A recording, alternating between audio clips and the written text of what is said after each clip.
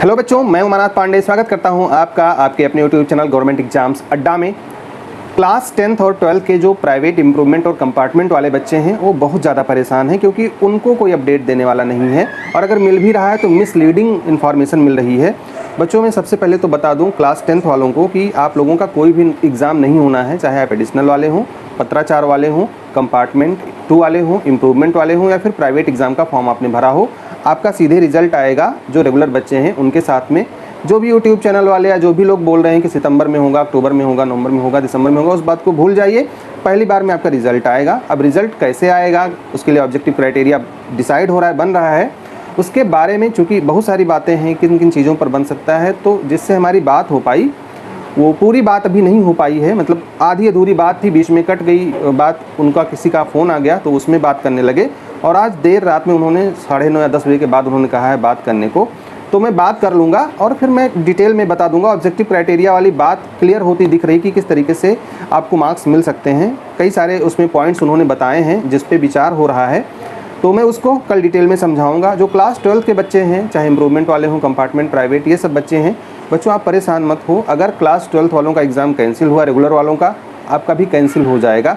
नहीं कैंसिल हुआ तो आपको भी एग्ज़ाम देना पड़ेगा, पैटर्न सेम रहेगा।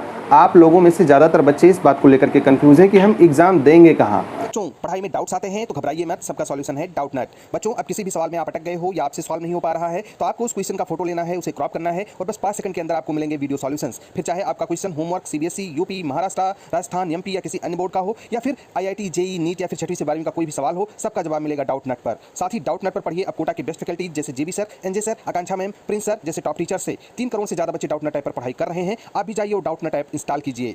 मतलब हमारा स्कूल कौन सा होगा? जो हमारा पुराना वाला स्कूल था जहां हमने रेगुलर कैंडिडेट के रूप में क्लास 11th और 12th की परीक्षा दी है, वो वाला स्कूल था, उसमें जाकर के देना होगा, या जो हमने एग्ज़ाम सिटी भरा है उसमें कहीं देना होगा। तो मैं आपको क्लियर कर दूं बच्चों की, जो एग्ज़ाम सिटी आपने भरा है, जब आपने फॉर्म भरा होगा तो परीक्षा केंद्र के बारे में पूछा होगा कि किस शहर में आप एग्ज़ाम देना चाहते हैं।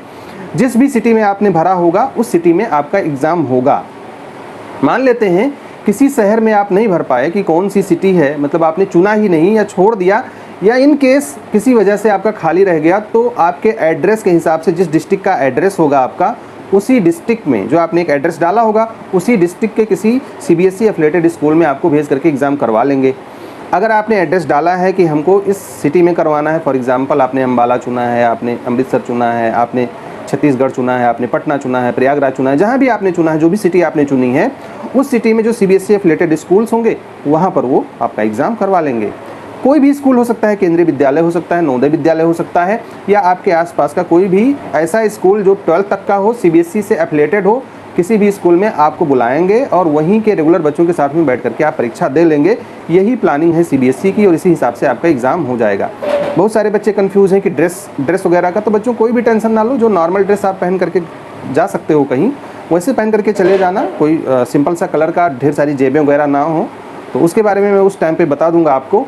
आप में से कई सारे बच्चे पूछ रहे हैं कि सर हम सब्जेक्ट कैसे डिसाइड करेंगे कि हमको क्या पढ़ना है। तो जिनका कंपार्टमेंट है उनको तो एक ही सब्जेक्ट का एग्ज़ाम देना है, या मैक्सिमम जो क्लास 10th वाले थे उनको 2 अलाउड था, आप में एक ही होगा। तो कंपार्टमेंट वालों को तो कुछ सोचना ही नहीं है। इम्प्रूवमेंट वालों ने जो भरा है जिस सब्जेक्ट का, उस सब्जेक्ट का सोचना है। भाई 6 का तो आपने 5 का भरा नहीं होगा, 5 सब्जेक्ट का अगर भरा भी होगा तो जो मेन सब्जेक्ट होगा, हमने एक वीडियो बना करके समझाया है। अगर प्राइवेट वाले हैं उन्होंने सारे सब्जेक्ट का भरा है तो वो ये जान लें कि उनका एग्ज़ाम कैसे होगा। अगर आप संभव हो तो क्लास 11th में जहाँ आपने पढ़ाई की थी वहाँ उनसे पूछ लीजिए कि हमारा रजिस्ट्रेशन कैसे हुआ था। हमने एक वीडियो बनाया हुआ, उसमें सीक्वेंस दिखाया है कि किस सीक्वेंस पे कौन सा सब्जेक्ट होगा, तो किसका एग्ज़ाम आपको कैसे देना होगा। और अगर आप उसको देख लेंगे तो मिल जाएगा। अगर नहीं है तो फिर 10 रुपये की RTI लगाइए और सीबीएसई से पूछ लीजिए कि हमारे मेन सब्जेक्ट्स कौन से होंगे। 7-8 दिन में आपको रिप्लाई मिल जाएगा। कैसे पता करना है इसका वीडियो हमने बनाया हुआ है, how to file RTI application from CBSE. तो इसको आप जा करके देख लो और डिटेल में आपको इन्फॉर्मेशन मिल जाएगी। कल मैं एक डिटेल में वीडियो लेकर के आऊँगा, ऑब्जेक्टिव क्राइटेरिया जो क्लास 10th के बच्चों का डिसाइड होना है उस पर। और अगर क्लास 12th वाले बच्चों का भी कुछ पूछना है तो इस वीडियो में लिख दीजिएगा, उस वीडियो में मैं उसका आंसर दे दूंगा। All the best, God bless you, thank you for watching this video बच्चों। लेकिन जाने से पहले यार एक शिकायत है कि आप लोगों ने लाइक करना और सब्सक्राइब करना कम कर दिया है। तो अगर आपको ऐसा लगता है कि मैं बंद कर दूं तो मैं चैनल बंद कर देता हूं, क्योंकि आपके सपोर्ट की वजह से ही यहाँ आया हूं। आपने सपोर्ट करना शुरू किया था और सपोर्ट करना बंद कर दिया है। सब्सक्राइबर्स उतने नहीं बढ़ रहे हैं जितने बढ़ने चाहिए थे। तो फिर से शुरू करो यार, सब्सक्राइब करके जाना, लाइक करके जाना और इसे शेयर करके जाना। फिर से एक बार all the best. Thank you.